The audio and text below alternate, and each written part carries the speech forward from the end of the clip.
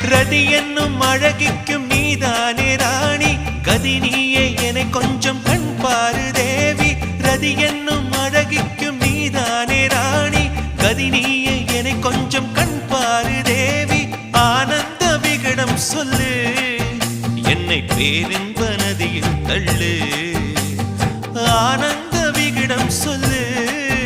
என்னை பேரின்ப நதியில் தள்ளு